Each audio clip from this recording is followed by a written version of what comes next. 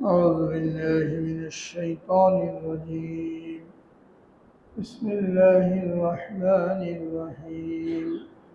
يا أيها الذين آمنوا قوا أنفسكم وأهليكم نارا وقودها الناس والحجارة عليها ملائكة غلاظ شداد لا يعصون الله ما أمرهم ويفعلون ما يؤمرون. يا أيها الذين كفروا لا تعتذروا اليوم إنما تجزون ما كنتم تعملون. يا أيها الذين آمنوا توبوا إلى الله توبة نصوحا عسى ربكم أن يكفر عنكم سيئاتكم ويدخلكم جنات تجري من تحتها الأنهار يوم لا يخزي الله النبي والذين آمنوا معه نورهم يسعى بين أيديهم وبأيمانهم يقولون ربنا أتمم لنا نورنا واغفر لنا إنك على كل شيء قدير. صدق الله العظيم وصدق رسوله النبي الكريم ونحن على ذلك من الشاهدين والشاكرين. الحمد لله رب العالمين.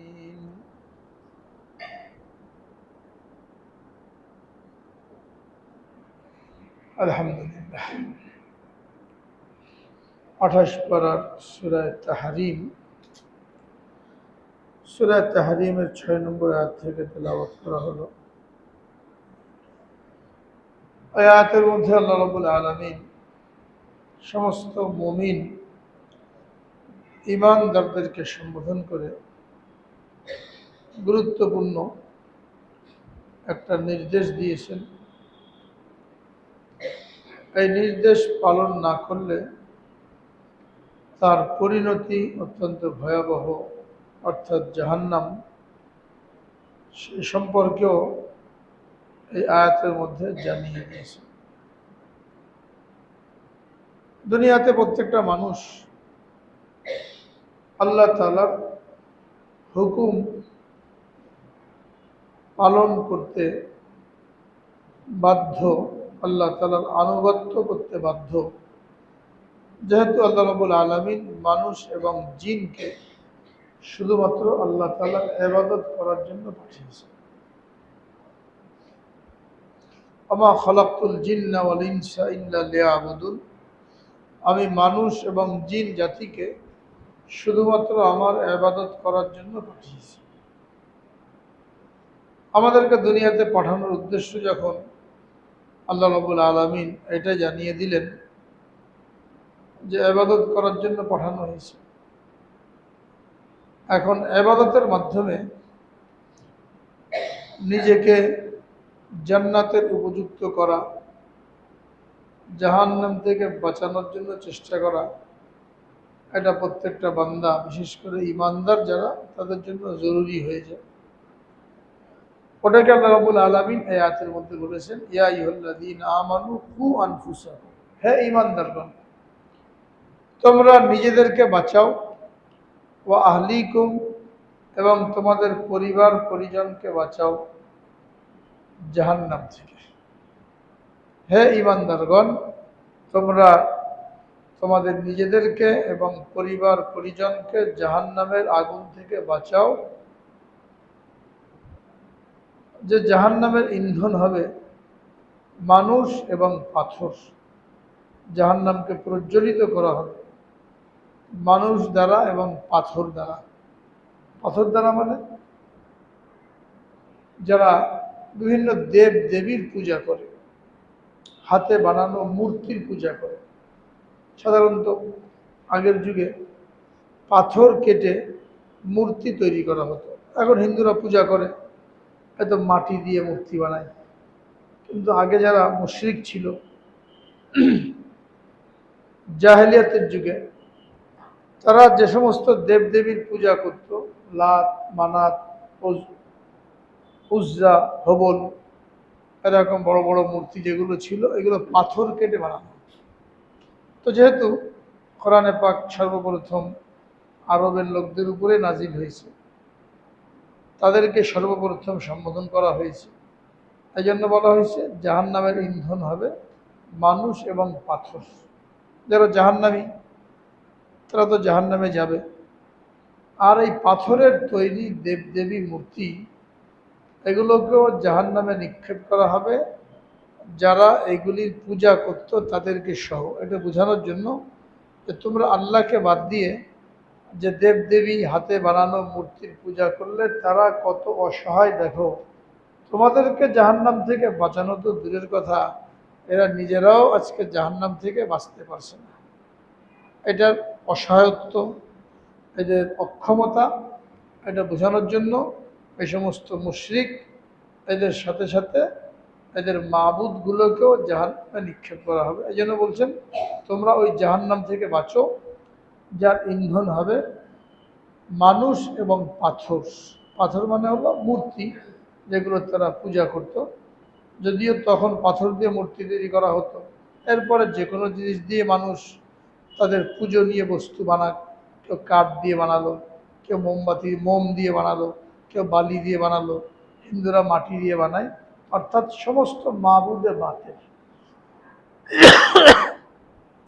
চাই পাথর দিয়ে তৈরি করা হোক, চাই অন্য কিছু দিয়ে তৈরি করা হোক, যাদেরকেই আল্লাহ ব্যতীত পূজা করা হতো, এরাও ওই পূজকদের সাথে সাথে জাহান্নামের ইন্ধন হবে।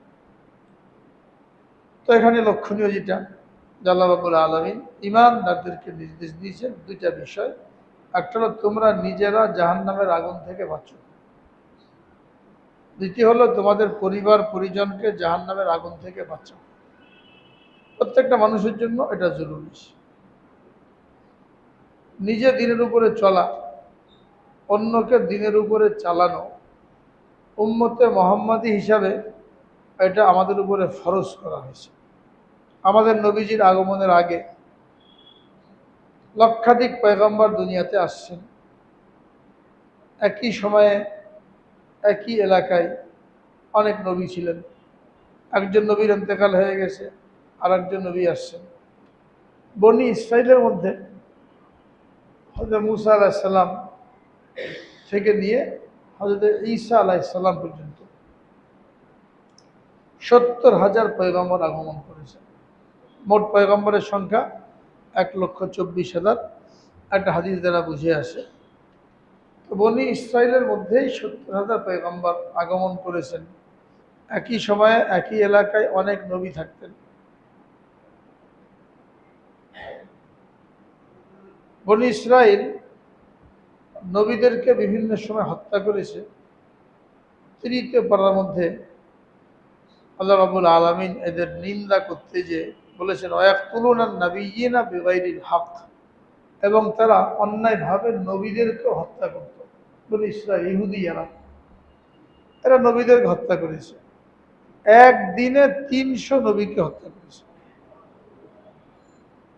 তো এই আয়াতের তাফসীর ইবনে কাসীরের মধ্যে অনেকগুলি হাদিস নিয়ে আসা হয়েছে, যেখানে বলা হয়েছে যে বনি ইসরাইল একদিনে ৩০০ নবীকে হত্যা করেছে। এর দ্বারা বুঝে আসে যে ওই সময় একই সাথে অনেক নবী দুনিয়াতে থাকতেন। আমাদের নবীজির সময় শুধু আমাদের নবীজি, আর কেউ নাই। ঈসা আলাইহিস সালামের সময় শুধু তিনি একা। কিন্তু এর আগে একই সময়ে একই সাথে অনেক নবী তারা দিনের মেহনত করতেন। ওর দ্বারা বুঝে আসে। তো ওই সময় দিনের মেহনত করা, মানুষকে জাহান্নাম থেকে বাঁচানো, এই জিম্মাদারি নবীদের উপরেই ছিল। উম্মত আমল করবে আর নবীরা দাওয়াত দেবে, মানুষের নিকট দ্বীনকে পৌঁছে দেবে। আমাদের নবীজির মাধ্যমে নবুয়তের ধারাবাহিকতা খতম হয়ে যাওয়ার কারণে এখন ওই কাজের জিম্মাদারি আমাদের প্রত্যেককে দেওয়া হয়েছে। নিজেও জাহান্নামের আগুন থেকে বাঁচতে হবে, বিশেষ করে আমার পরিবার পরিজন অধীনস্থ যারা আছে এদেরকেও জাহান্নামের আগুন থেকে বাঁচাতে হবে। এই আয়াত দ্বারা বুঝে আসে যে শুধুমাত্র নিজে আমল করলে নিজে জাহান্নাম থেকে বাঁচার চেষ্টা করলে এটা যথেষ্ট না, কমপক্ষে তার যারা অধীনস্থ এদেরকে বাঁচানোর জন্য চেষ্টা করতে হবে। এরপরে উম্মতে মোহাম্মদ হিসাবে আমাদের দায়িত্ব আরও ব্যাপক, আরও বিস্তৃত। আমাদের নবী যেমন বিশ্ব নবী, সারা বিশ্বের জন্য নবী, অনুরূপভাবে সেই নবীর উম্মত আমরাও সারা বিশ্বের জন্য নবীর জিম্মাদারি পালন করে নেওয়ালা। আমাদের নবীজিকে সারা দুনিয়ায় ইসলামের দাওয়াত পৌঁছানোর জন্য দায়িত্ব দেওয়া হয়েছিল। রাসূল আকরাম সাল্লাল্লাহু আলাইহি সাল্লাম এটা পালন করেছেন। মক্কায় থাকা অবস্থায় তায়েফে গেছেন, মদিনায় আসার পরে হিজরত করে এখান থেকে বিভিন্ন জায়গায় গেছেন, সাহাবায়ে কেরামের জামাত পাঠিয়েছেন, দাওয়াতি চিঠি পাঠিয়েছেন বিভিন্ন রাজা বাদশার কাছে, মিশরে পাঠিয়েছেন, সিরিয়ায় পাঠিয়েছেন, এমনকি রোমের বাদশাহ হেরাক্লিয়াস, খ্রিস্টানদের বাদশাহ, ইটালির রাজধানী রোম, এখানে তখন খ্রিস্টানদের রাজত্ব ছিল, এদের বাদশাহ ছিল হেরাক্লিয়াস। এই রোমের কথা কোরআনে পাকের মধ্যে আছে, আলিফ লাম মিম গুলিবাতির রুম। এই রুম দ্বারা এখন যে ইটালির রাজধানী রোম, এই রোম উদ্দেশ্য। এখানে রাসূল আকরাম সাল্লাল্লাহু আলাইহি সাল্লাম চিঠি পাঠিয়েছেন। তো তখন যতটুকু আবিষ্কার ছিল দুনিয়া, যতটুকু সম্পর্কে জানা গেছে, সহজে পৌঁছা যায়, সব জায়গায় রাসূল আকরাম সাল্লাল্লাহু আলাইহি সাল্লাম সাহাবাদের জামাত পাঠিয়েছেন অথবা চিঠি পাঠিয়েছেন, নিজেও সফর করেছেন। এর দ্বারা বোঝা গেল তাকে যে বিশ্ব নবী করে পাঠানো হয়েছিল তিনি এই জিম্মাদারি পালন করে গেছেন। তার দুনিয়া থেকে চলে যাওয়ার পরে এখন এই উম্মতের জিম্মাদারি সারা বিশ্ব, এবং এটা ধাপে ধাপে। 1 নম্বর, নিজেকে জাহান্নাম থেকে বাঁচানোর জন্য চেষ্টা করতে হবে। 2 নম্বর, সন্তান সন্ততি পরিবার পরিজন। 3 নম্বর, আত্মীয় স্বজন। 4 নম্বর, দেশবাসী। এরপরে সারা দুনিয়ায় যার যতটুকু সামর্থ্য আছে।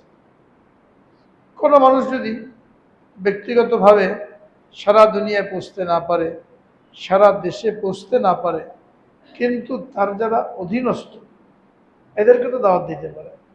আমার দূরে যাওয়ার সামর্থ্য নাই, সময় নাই, টাকা পয়সা নাই, আমি বিদেশে গেলাম না, দেশের আনাচে কানাচে আমার যাওয়ার সুযোগ হলো না, এটাও মেনে নেওয়া যায়।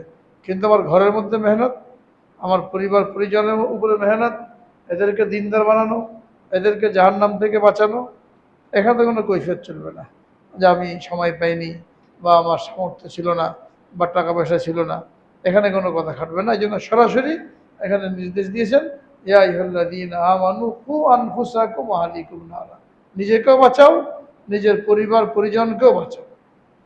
তো তাহলে বোঝা গেল যদি কেউ শুধুমাত্র ব্যক্তিগতভাবে ইবাদত বন্দেগী করে জান্নাতে যেতে চায় এবং এর দ্বারা সে নিজেকে মুসলমান মনে করে, ইমানদার মনে করে, আর মনে করে আমি তো নামাজ কালাম করি, অন্যরা যেমন চায় করুক, আমার জন্য তো জান্নাত অবধারিত, এরকম যদি মনে করে, তো এই আয়াত এটাকে অস্বীকার করে যে নিজে শুধুমাত্র আমল করে তার দায়িত্ব পুরো হবে না, সে জান্নাতে যেতে পারবে না।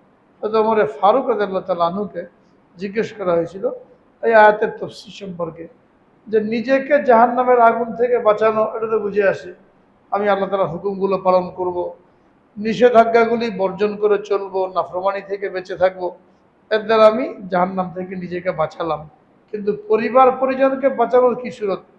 তিনি বললেন যে সমস্ত আমল দ্বারা নিজে জাহান্নাম থেকে বাঁচবে, ওই আমল দ্বারাই পরিবার পরিজনকে জাহান্নাম থেকে বাঁচানোর চেষ্টা করতে হবে। অর্থাৎ আমি যদি নামাজ পড়ি তো আমার অধীনস্থ যারা এদেরকে নামাজের নির্দেশ করতে হবে। আমি যদি রোজা রাখি তো আমার অধীনস্থ যারা এদেরকে রোজা রাখার জন্য বলতে হবে। আমি যদি গুনাহ থেকে বাঁচি, আল্লাহর নাফরমানি থেকে বাঁচি, তো আমার পরিবার পরিজন এদেরকেও নাফরমানি থেকে গুনাহ থেকে বাঁচানোর জন্য বলতে হবে, মুখ খুলতে হবে, ছেড়ে দিলে হবে না। এই জন্য রাসূল আকরাম সাল্লাল্লাহু আলাইহি ওয়াসাল্লাম সন্তান সন্ততির হক আদায় করা, তাদেরকে মানুষ করা পদ্ধতি বর্ণনা করতে যে বলেন, মুরু আওলাদাকুম বিসসালাত ওয়াহুম আবনাউ সাবঈ সিনিন, তোমরা তোমাদের সন্তানদেরকে নামাজের হুকুম করো যখন তাদের বয়স 7 বছর হয়। এখানে স্পষ্ট করে দিয়েছেন শুধু নিজেই নিজের নামাজ নিয়ে, এখানে নামাজের কথা বলা হয়েছে কি জন্য? যে নামাজ হলো সর্বপ্রথম ইবাদত, সর্বপ্রধান ইবাদত। কিয়ামতের ময়দানে সর্বপ্রথম নামাজের হিসাব হবে। এর অর্থই না যে শুধু নামাজের কথা বলেই আমি ক্ষান্ত হয়ে গেলাম, দায়িত্বমুক্ত হয়ে গেলাম।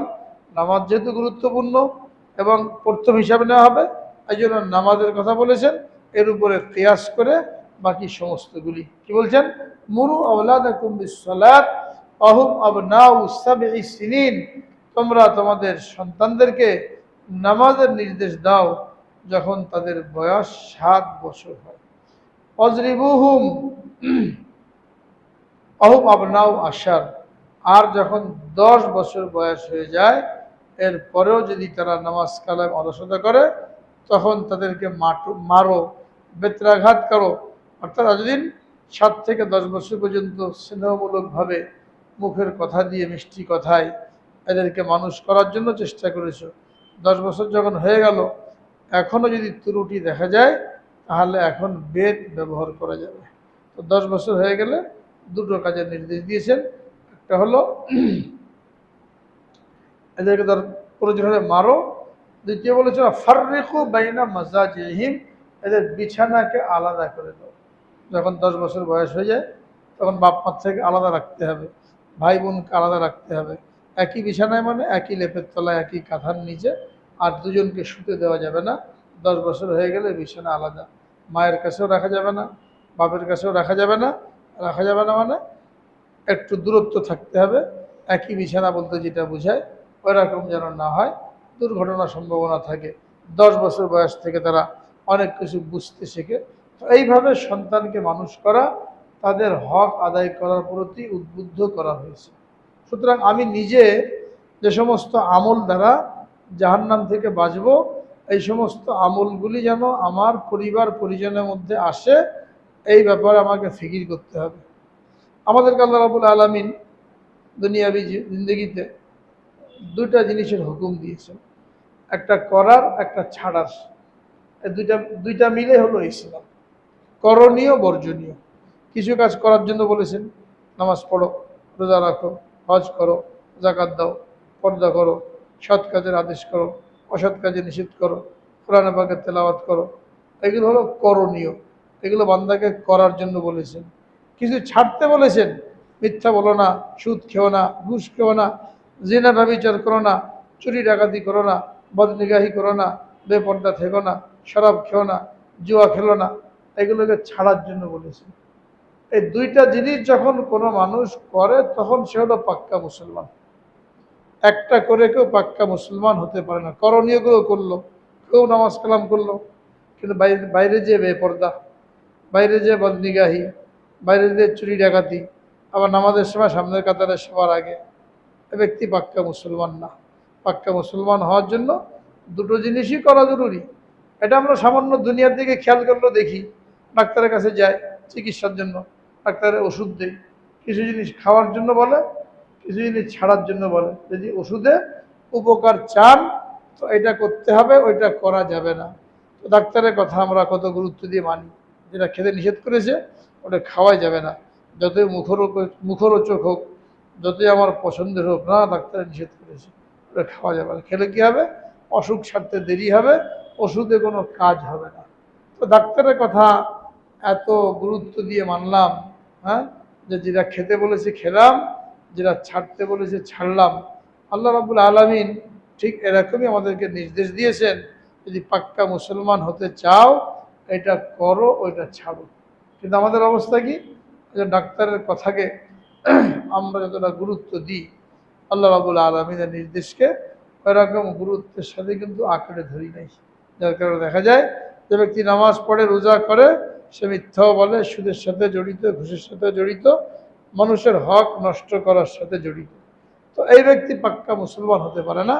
কিন্তু পরিতাপের বিষয় হলো আমরা অনেকেই এমন আছি, শুধুমাত্র 5 ওয়াক্ত নামাজ পড়ে নিজেকে পাক্কা মুসলমান মনে করি, নামাজ পড়ি, এর বাইরে অন্য অন্য জিনিসগুলি আমার মধ্যে আছে কিনা এটা আমি চিন্তা করি না। আমি যে নামাজ পড়ে নিজেকে নামাজি মনে করি, পাক্কা মুসলমান মনে করি, আল্লাহ রাব্বুল আলামিন নামাজের গুণাগুণ বর্ণনা করতে যে বলেন, ইন্নাস সালাতা তানহা আনিল ফাহশাই ওয়াল মুনকার, নিশ্চয় নামাজ অশ্লীল এবং বেহায়াপনার কাজ থেকে গুনার কাছ থেকে মানুষকে বিরত রাখে। তো আমি যে নামাজ পড়ে নিজেকে নামাজি মনে করছি, আমি তো নামাজি, 5 ওয়াক্ত নামাজ পড়ি, খুব খুশি। কিন্তু আমি যদি এই নামাজ পড়ার পরে গুনাহ থেকে বাঁচতে না পারি, অশ্লীল বেহাপনার কাছ থেকে বাঁচতে না পারি, তাহলে বুঝতে হবে আমি নামাজি না। নামাজের ক্ষমতাই এটা, নামাজের শক্তি এটা, যে নামাজি ব্যক্তিকে গুনাহ থেকে বাঁচিয়ে রাখবে। আল্লাহ পাকের ঘোষণা কোরআন পাকের মধ্যে মধু সম্পর্কে বলা হয়েছে ফিহি শিফাউল লিন-নাস। মধুর মধ্যে আল্লাহ রাব্বুল আলামিন শেফা রেখেছে, আরোগ্য রেখেছে। আল্লাহ রসুলের যুগে অসুখ বিসুখ হলে মধু ব্যবহার করা হতো। সাহাবায়ে কেরাম অসুখ বিসুখ হলে মধু ব্যবহার করতেন। মধু যেমন খেতেন, আবার অনেক সাহাবীর ঘটনা এমনও পাওয়া যায় যে বাহ্যিক কোনো রোগ হলে, ফোড়া হয়েছে একটা, মনে করেন চুলকানি হয়েছে, তারা এখানে মধুর প্রলেপ দিতেন। আমরা মলম লাগাই, ওনারা মধু লাগান। আব্দুল্লাহ ইবনে মাসউদ রাদিয়াল্লাহু তাআলা আনহু, বহুত বড় সাহাবী, জালিলুল কদর, পুরাতন সাহাবী, ওনার ফোড়া হয়েছে, উনি মধু লাগাচ্ছে। তারা জিজ্ঞেস করলো, মধু তো খাওয়ার জিনিস, আল্লাহ তাআলা শেফা বলেছেন, আপনি লাগাচ্ছেন এখানে? উনি বললেন, আল্লাহ তাআলা বলছেন ফি শিফাউল লিন-নাস, মধুর মধ্যে শেফা। এটা বলেন না যে খেলে শেফা, মধুর মধ্যে শেফা। যে যেমনে ব্যবহার করবে ওইভাবে সে শেফা এবং আরোগ্য পাবে। এই ইয়াকিনের সাথে লাগিয়েছেন, ফোড়া ভালো হয়ে গেছে। এক সাহাবী আসছেন, ইয়া রাসূলুল্লাহ, আমার ভাই, ছোট ভাই, পেটে সমস্যা, পেট জারি হয়ে গেছে, বলেন মধু খাওয়াও। উনি গেছেন, মধু খাইয়েছেন, আরো বেশি জারি হয়েছে।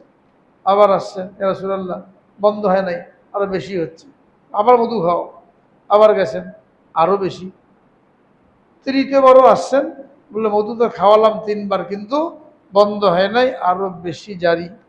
নবীজি বললেন, তোমার ভাইয়ের পেট মিথ্যা, আল্লাহর কথা সত্য। আল্লাহ তাআলা বলছেন মধুর মধ্যে শেফা।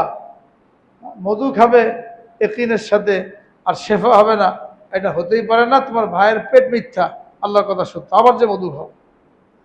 এবার গেছেন, আবার মধু খাইয়েছেন, পেট ভালো হয়ে গেছে।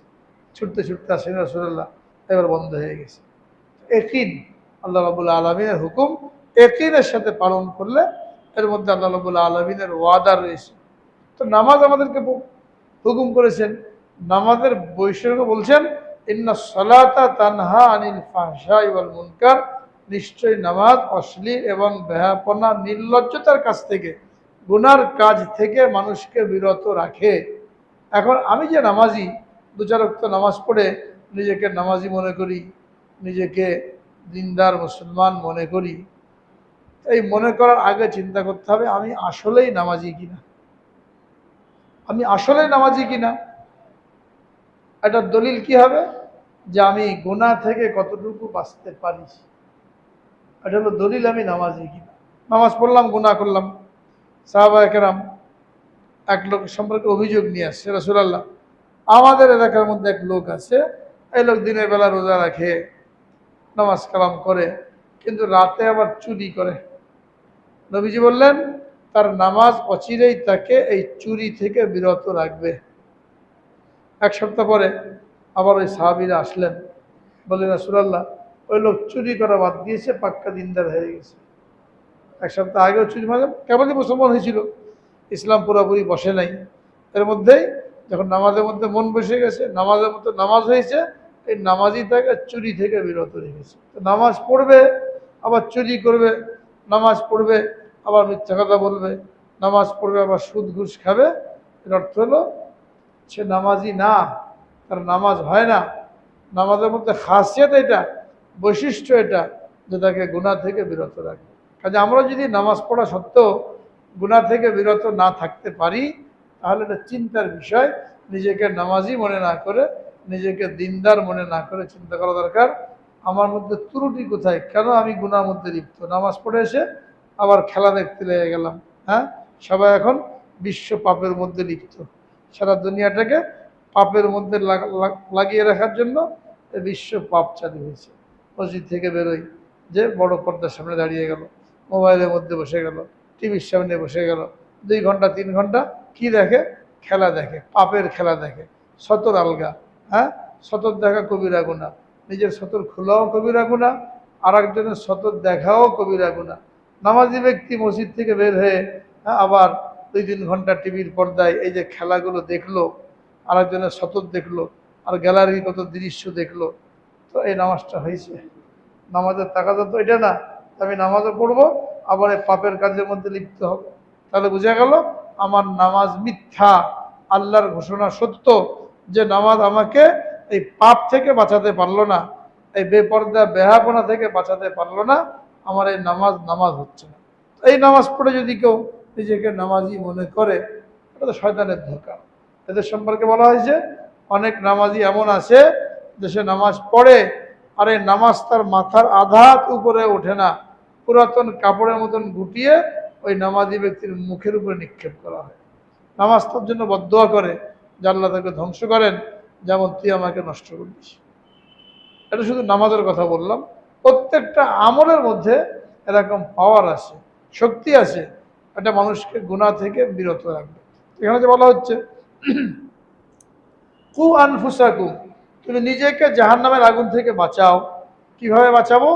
আল্লাহ তাআলার যে করণীয় হুকুমগুলি আছে এইগুলি পুরাপুরি করার সাথে বর্জনীয় যেগুলি এইগুলোকেও বর্জন করতে হবে। এইগুলোকে বর্জন না করে জাহান্নাম থেকে বাঁচা যাবে না। যেমন নামাজ পড়লাম, ঠিক আছে, নেকি পেয়ে গেলাম অনেক, আর অন্যান্য আমল করলাম, নেকি পেলাম, কিন্তু মানুষের হক নষ্ট করলাম। কতভাবে হক নষ্ট করি আমরা। যারা ব্যবসা করে তারা কত রকম হক নষ্ট করে, মালের মধ্যে ভেজাল দেয়, মাপের মধ্যে কম দেয়, মেয়াদ উত্তীর্ণ জিনিস বিক্রি করে, ফরমালিনযুক্ত জিনিস বিক্রি করে, মিথ্যা কসম খায়, আরও কত কাজ করে। এটা মানুষের হক নষ্ট করা হচ্ছে। রাসূল আকরাম সাল্লাল্লাহু আলাইহি সাল্লাম জিজ্ঞেস করলেন সাহাবা একরামকে, তোমরা জানো সবচেয়ে বড় মিসকিনকে, গরিবকে? সাহাবা একরাম বললেন যার টাকা পয়সা নাই সেই গরিব। বললেন না, যার টাকা পয়সা নাই সে গরিব না, মিসকিন না। মিসকিন হলো ওই ব্যক্তি যে কিয়ামতের ময়দানে এই পরিমাণ নেকি নিয়ে হাজির হবে যে পাহাড়ের মতো নিস্তুপ হয়ে যাবে। নামাজ, রোজা, হজ, যাকাত, দান, সদকা, তাসবিহ, তেলাওয়াত এই পরিমাণ করেছে যে স্তূপ হয়ে গেছে পাহাড়ের মতো। তো করণীয়গুলি করেছে, নেকির পাহাড় নিয়ে আসছে। মানুষের হক নষ্ট করেছিল, কাউকে গালি দিয়েছিল, কাউকে থাপ্পড় মেরেছিল, কাউকে তুই তুকারি করেছিল, কাউকে চোখ রাঙিয়ে কথা বলেছিল, হ্যাঁ, আরও বিভিন্নভাবে হক নষ্ট করা হয়। এই হক নষ্ট করেছে, মাপ চায় নাই, দুনিয়াতে হক আদায় করে নাই। এই পাওনাদাররা আসবে হাসরের ময়দানে আল্লাহ তাআলার নিকট, অভিযোগ দায়ের করবে যার যা পাওনা। ওই দিন মাপ পাওয়ার কোনো সুরত নেই। তো তার নেকি থেকে তাকে দিয়ে এই হক আদায় করা হবে, নেকি থেকে দিয়ে হক আদায় করা হবে। কোন হকের জন্য কি পরিমাণ নেকি দেওয়া হবে এটা বলা হয় নাই, কিন্তু একটা হাদিস দ্বারা আন্দাজ করা যায় যে হক নষ্ট করার গুনাহ মারাত্মক। কেউ যদি কারোর 1 টাকা আত্মসাৎ করে তাহলে এর বিনিময়ে 700 রাকাত ফরজ নামাজের নেকি দিয়ে দেওয়া হবে কিয়ামতের দিন। এর থেকে আন্দাজ করা যায় যে কারোর হক নষ্ট করলে কোন হকের জন্য কত নেকি দিতে হবে। 1 টাকা আত্মসাৎ করার জন্য যদি 700 রাকাত ফরজ নামাজের নেকি দেওয়া লাগে, তো আরও যত হক আমরা নষ্ট করেছি। তাহলে কি হলো, এখানে যে আমল করেছে, করণীয়গুলি করলো, কিন্তু মানুষের হক আদায় করে নাই। শুধু হক, এর বাইরে তো আরও কত গুনাহ বর্জনীয়গুলি আছে, হক আদায় করে নাই। এই পাওনাদাররা আসবে, এর নেকি থেকে দেওয়া হবে। এক পর্যায়ে দেখা যাবে যে নেকি শেষ কিন্তু পাওনাদার এখনো রয়ে গেছে। এটা তো স্বাভাবিক। 60-70 বছরের জিন্দগিতে কত লোকের সাথে আমাদের উঠা বসা, কত লোকের সাথে লেনদেন। একটা লোক যদি 30 বছর ব্যবসা করে, 40 বছর ব্যবসা করে, দোকানদারি করে, তো 40 বছরে তার দোকান থেকে কত লোক ক্রয় বিক্রয় করেছে। আর এই লেনদেনের ক্ষেত্রে কত উল্টাপাল্টা হয়েছে, যেটা আমাদের ব্যবসায়ীরা করে। মালের মধ্যে কম থাকে, ওজনে কম থাকে, ভেজাল থাকে, মিথ্যা কথা বলে, আরও বিভিন্ন রকম চুরি চামারি চলতে থাকে। তো 40 বছর 30 বছরে যতগুলো মানুষকে ঠকালাম, এদের সঙ্গে কত হবে? হাজার হাজার হবে না? তো হাজার হাজার শুধু এইখানেই, এর বাইরে নিজের ছেলে মেয়ে বিবি বাচ্চা আত্মীয় স্বজন এরা তো আসি, তার নেকি কিছু থাকবে? পাহাড় পরিমাণ নেকি হক আদায় করতে শেষ, আরো কত লোক থাকবে। তখন কি হবে? ওই সমস্ত লোকের গুনাহ এই লোকের আমল নামায় দিয়ে দেওয়া হবে। ওদেরকে নেকি দেওয়া যায় নাই, কিন্তু গুনাহগুলো নিয়ে নিয়ে এর আমল নামায় দেওয়া হবে। এক পর্যায়ে দেখা যাবে যেখানে তার নেকির স্তূপ ছিল ওখানে গুনার স্তূপ হয়ে গেছে। এরপরে তাকে অধোমুখী করে জাহান্নামে নিক্ষেপ করা হবে। আল্লাহ রসুল সাল্লাল্লাহু আলাইহি সাল্লাম বলেন, এই ব্যক্তি হলো সবচেয়ে বড় মিসকিন, গরিব, যে নেকির পাহাড় নিয়ে এসেও জান্নাতে যেতে পারলো না, তার জন্য জাহান্নামের ফয়সালা হবে। সুতরাং কু আনফুসাকুম, তোমরা নিজেদেরকে জাহান্নাম থেকে বাঁচাও। এই বাঁচানোর সুরত হলো শুধু নামাজটা পড়লে হবে না, শুধু রোজা রাখলে হবে না, করণীয় যেগুলি সবগুলি করতে হবে, সাথে সাথে বর্জনীয় যেগুলি বর্জন করতে হবে। এটা একটু ভালো করে মনে রাখতে হবে। এখানে আমরা ভুলটা করি, করাগুলো তো আমরা করি, নামাজও পড়ি, রোজাও রাখি, তেলাওয়াতও করি, হজও করি, জাকাতও দিই, কিন্তু এগুলো বর্জন করার কতটা বর্জন করতে পারি? নামাজি হয়ে মিথ্যা কথা বলি, নামাজি হয়ে সুদের সাথে জড়িত, নামাজি হয়ে ঘুষের সাথে জড়িত, নামাজি হয়ে মানুষকে ফাঁকি দেওয়ার মধ্যে জড়িত, নামাজি হয়ে বেপর্দা, মহিলারা নামাজ পড়ছে, তাহাজ্জুদ পড়ছে, বেপর্দা। এলাকা হিসাব করলে দেখা যাবে আমরা খুব কম মানুষই বর্জনীয়গুলো বর্জন করি। বেশিরভাগ মানুষ হয়তো করণীয়গুলি করি, কিন্তু বর্জনীয়গুলি বর্জন করি না। এক একটা গুনাহ তো এমন, এক একটা কবিরা গুনাহ সম্পর্কে বলা হয়েছে যে জান্নাত থেকে জাহান্নামে নেওয়ার জন্য একটা কবিরা গুনাহ যথেষ্ট। অনেক গুনাহ লাগে না। এক ডেক বিরিয়ানি এটাকে নষ্ট করার জন্য, এর কার্যকারিতা নষ্ট করার জন্য 1 ফোঁটা বিষ যথেষ্ট। 1 ফোঁটা বিষ দিয়ে দেওয়া হয়, 1 ফোঁটা বিষ, মারাত্মক বিষ যেগুলো হয়। এক ডেক খানা, উপাদেয় খানা, এটার উপকার নষ্ট করার জন্য 1 ফোঁটা বিষ যথেষ্ট, কেউ খাবে না। বা হাট্টা কাট্টা মানুষ, একজন পাহলোয়ান, শরীর স্বাস্থ্য খুব ভালো, যদি 1 ফোঁটা বিষ খায়, বাঁচবে? এই দামি শরীর, পেটানো শরীর কোনো কাজে আসবে? তো ঠিক নেকিগুলো এরকম, নেকি যতই হোক, একটা কবিরা গুনাহ এই নেকি ধ্বংস করার জন্য যথেষ্ট। এবং হাদিস দ্বারা বুঝে আসে, হাদিসের মধ্যে বলা হয়েছে, লা ইয়াদখুলুল জান্নাতা মান কানা ফি কলবিহি মিসকালু হাববাতিন খারদালিন মিনাল কিবির। ওই ব্যক্তি জান্নাতে প্রবেশ করবে না যার অন্তরে সরিষার দানা বরাবর অহংকার থাকবে। যতই আমল করুক, অহংকার, সামান্য অহংকার। অহংকার আসলে কি হয়? একজন মানুষের সারা জীবনে আমল বরবাদ হয়ে যায়। কেমনে বরবাদ হয়? কিতাবের মধ্যে ঘটনা আছে, অত্যন্ত শিক্ষণীয় ঘটনা, ইবরাতনাক ঘটনা।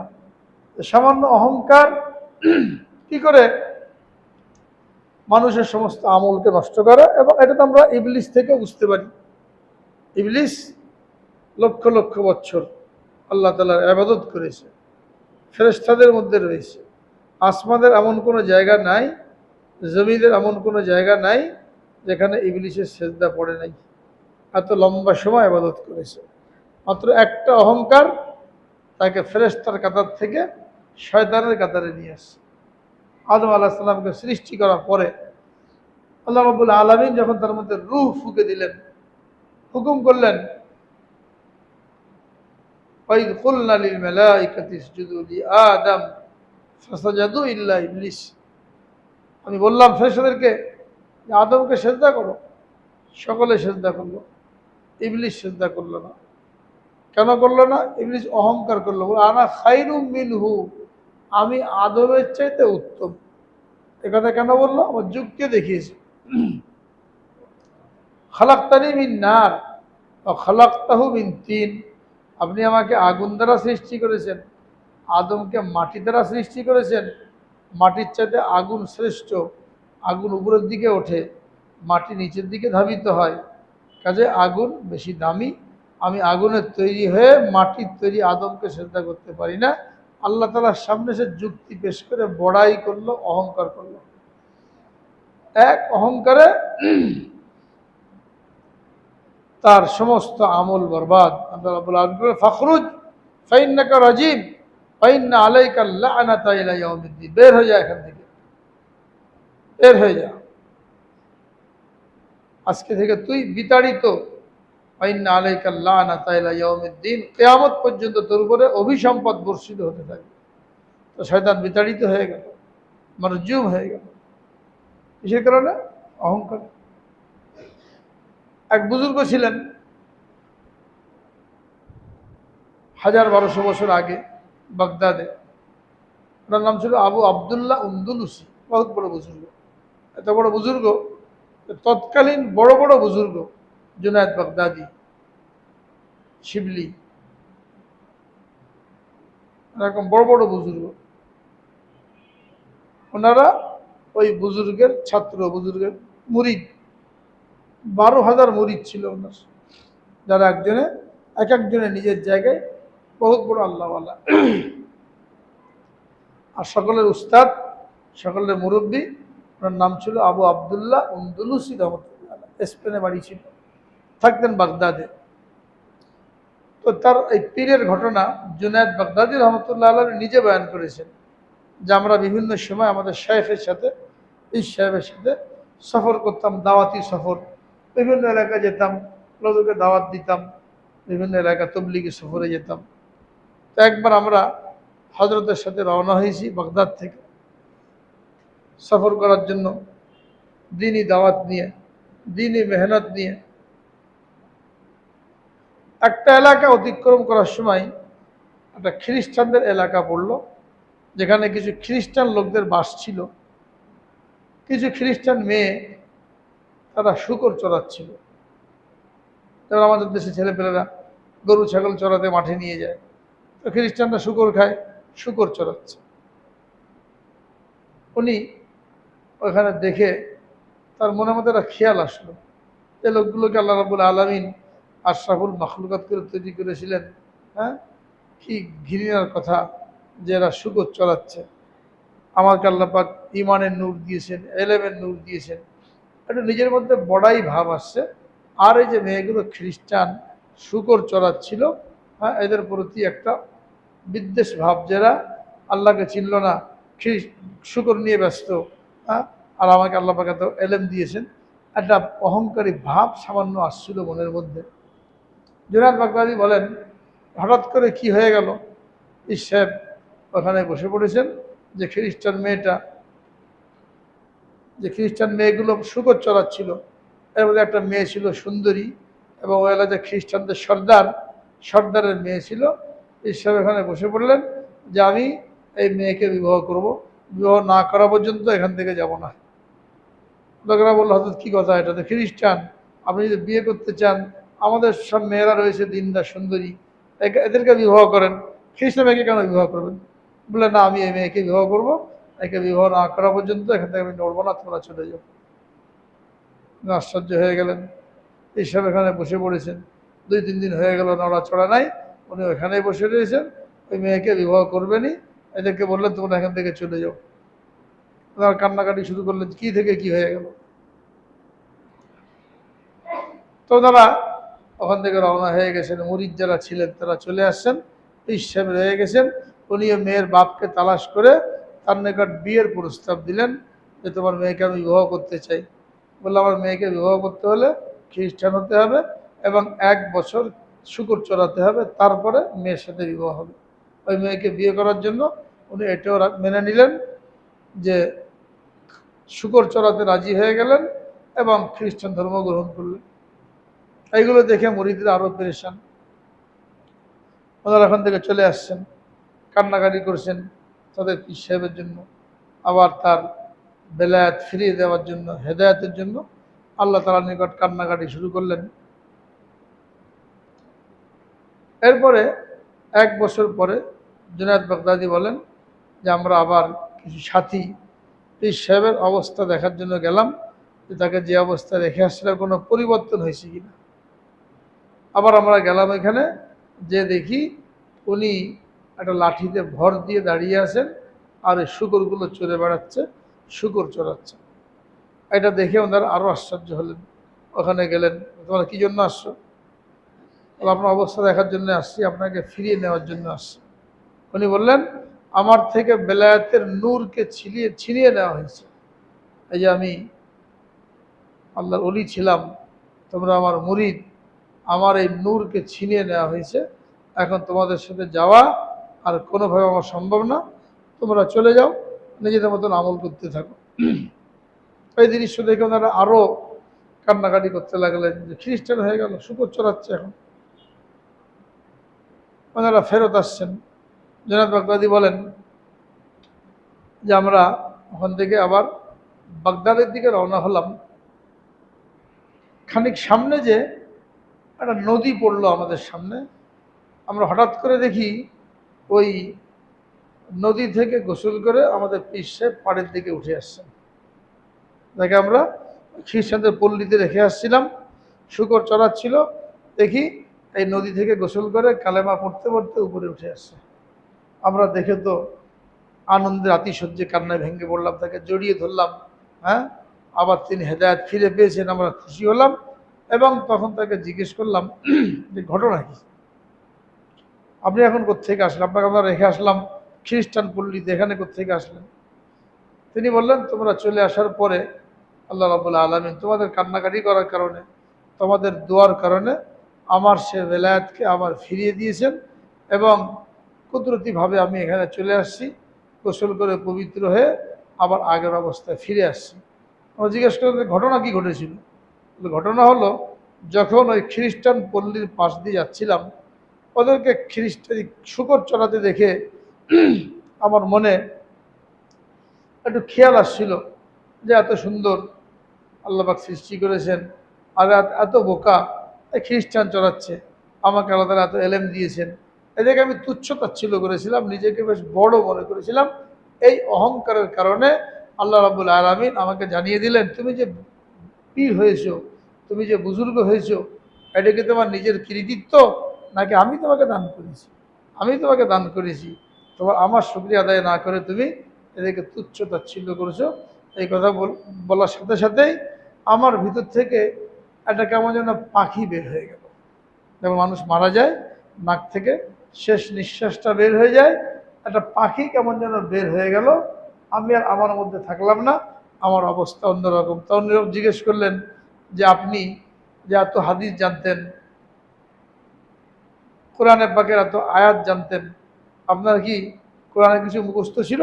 বলে একটা আয়াত মুখস্থ ছিল কোরআনের, সেটা কি? আমায় ইয়াবতাগি গায়রাল ইসলামে দীনান ফালা ইউকবালা মিনহু, ইসলাম ছাড়া অন্য কোনো ধর্ম যে অবলম্বন করবে এটা গ্রহণ করা হবে না। এই আয়াতটা মনে ছিল। বলে আপনি যে লাখ লাখ হাদিস জানতেন, কোন হাদিস মুখস্থ ছিল? বলে একটা হাদিস মুখস্থ ছিল, মান বাদ্দালা দীনাহু ফাকতুলুহু, যে তার দ্বীনকে পরিত্যাগ করলো তাকে হত্যা করো। এটা মনে ছিল, বাকি সব ভুলে গেছি আমি। কোরআনের আয়াতও মনে ছিল না, হাদিসও মনে ছিল না। এখন আল্লাহ রাব্বুল আলামিন আবার ফিরিয়ে দিয়েছেন। তখন তারা কি করলেন? আল্লাহ পাকে নামাজ পড়লেন, শুকরিয়া আদায় করলেন, ওনাকে আবার সম্মানের সাথে বাগদাদে নিয়ে গেলেন। এই ঘটনা বিভিন্ন কিতাবের মধ্যে দলিল সব দেওয়া আছে। এটা কেন বলা হয়েছে, ঘটনাটা কেন বয়ান করা হয়, কেন ঘটলো? যে সামান্য অহংকারের কারণে মানুষ কোথা থেকে কোথায় চলে যেতে পারে। এত বড় আল্লাহওয়ালা, 12,000 যার মুরিদ, খলিফা, একটু অহংকারের কারণে তার বেলায়েতকে ছিনিয়ে নেওয়া হয়েছে। তো আমরা যদি এই সামান্য একটু আমল করে আমাদের মধ্যে অহংকার চলে আসে, তাহলে সামান্য অহংকারের কারণে কি হবে? এটা তো বর্জনীয় জিনিস। অহংকার বর্জন, যেটা বলছিলাম যে করণীয় বর্জনীয়। করলাম অনেক, কিন্তু বর্জন করতে পারলাম না। অনেক কিছু না, একটা জিনিসই যদি বর্জন করতে না পারি, সামান্য অহংকার, এই সামান্য অহংকারের কারণেই তো আমাদের সমস্ত আমল বরবাদ হয়ে যেতে পারে। যেমন এই বিশাল বুজুর্গ, একটা অহংকারের কারণে তার সমস্ত আমল এগুলো বরবাদ হয়ে গেছে। এর দ্বারা কি বোঝা গেল? যে করণীয়গুলো করে কোনো মানুষ পাক্কা মুসলমান হতে পারে না যতক্ষণ না পর্যন্ত সে বর্জনীয়গুলি বর্জন করবে। এটা আমাদের অভাব। আমরা করি, নামাজ পড়ি, রোজা রাখি, কিন্তু এর বাইরে আমরা গুনার কাজ করে যাচ্ছি। নতুবা একজন মানুষ যে 5 ওয়াক্ত নামাজ পড়ে আল্লাহ বিল্লাহ করে, সে মানুষটা আবার এই খেলার মধ্যে যে ঘন্টার পর ঘন্টা কেমন সময় নষ্ট করে, কল্পনা করা যায় না। কিয়ামতের ময়দানে জীবনের প্রতিটি মুহূর্তের হিসাব দিতে হবে, প্রতিটি মুহূর্তের হিসাব দিতে হবে। 2-3 ঘন্টা এই ফুটবল খেলার পিছনে নষ্ট করলাম, এই সময়টার হিসাব আমরা আল্লাহর নিকট দিতে পারবো? হ্যাঁ, এখন একটু বলে দেবো বুক ফুলিয়ে, খেলা দেখেছিলাম আর্জেন্টিনা ব্রাজিল। হ্যাঁ, এটা আল্লাহর কাছে চলবে? এই জবাবটা বলার কোনো উপায় থাকবে? তো কোনো নামাজি ব্যক্তির দ্বারা এটা কল্পনায় করা যায় না। একটা দৃষ্টান্ত দিলাম, এরকম যে কোনো গুণে আমরা করি। ক্রিকেটের সময় ক্রিকেট, এখানে আমরা 6 ঘন্টা 7 ঘন্টা সময় নষ্ট করে উন্মাদনার মধ্যে থাকি। হ্যাঁ, এটা আমাদের জীবনের গুরুত্বপূর্ণ সময়গুলি এখানে চলে যাচ্ছে, এটা আমরা চিন্তাও করি না। এই জন্য আয়াতটা অত্যন্ত গুরুত্বপূর্ণ। কু আনফুসাকুম, তুমি নিজেকে বাঁচাও জাহান্নামের আগুন থেকে। কেমনে বাঁচাবো? যেগুলো করণীয় ওইগুলি করব, যেগুলি বর্জনীয় ওইগুলি বর্জন করব। দুটো মিলে আমি পাক্কা মুসলমান। নতুবা একটা কবিরা গুনাহ 1 ফোঁটা বিষের মতন, 1 ফোঁটা বিষের কারণে যেমন একজন স্বাস্থ্যবান মানুষের স্বাস্থ্য নষ্ট হয়ে যায়, একটা কবিরা গুনার কারণে তার সমস্ত আমল বরবাদ হয়ে যায়। এটা হলো প্রথম বিষয়। দ্বিতীয় বিষয় হলো আমার অধীনস্থ যারা, পরিবার পরিজন যারা, এদেরকেও জাহান্নামের আগুন থেকে বাঁচাতে হবে। কিভাবে বাঁচাবো? যদি বাঁচাতে না পারি তাহলে আমার কি পরিণতি হবে? আমার পরিবার পরিজন, আমি এদেরকে বাঁচালাম না, কিন্তু নিজে খুব আমল করলাম, ইবাদত বন্দেগী করলাম, তাহলে এর দ্বারা আমি মাপ পাবো কিনা এবং ওদেরকে বাঁচানোর জন্য কি সুরত, এটা লম্বা একটা আলোচনা। এটা ইনশাল্লাহ আগামী সপ্তাহে আলোচনা হবে। তাহলে আজকে খুলাসা হলো যে জাহান্নাম থেকে বাঁচার জন্য নিজেকে আগে তৈরি করা, যেগুলো করণীয় এগুলি করা, যেগুলো বর্জনীয় এগুলো বর্জন করা। শুধুমাত্র একটা সাইড করে কোনো ব্যক্তি পাক্কা মুসলমান হতে পারে না এবং সে জাহান্নাম থেকে বাঁচতে পারে না ততক্ষণ পর্যন্ত দ্বিতীয় সাইডটাও না করবে। অর্থাৎ আমাদের উপরে আল্লাহ রাব্বুল আলামিনের যে হুকুম করা এবং ছাড়া দোনোটাই সমানভাবে করতে হবে। করারটা করতে হবে, ছাড়ারটা ছাড়তে হবে। তাহলে সে ব্যক্তি পাক্কা মুসলমান, আর তাহলে সে ব্যক্তি জাহান্নাম থেকে মুক্তি পাবে। আল্লাহ রাব্বুল আলামিন সকলকে আমল করার তৌফিক দান করেন। ওয়া আখিরু দাওয়ানা আনিল হামদুলিল্লাহি রাব্বিল আলামিন।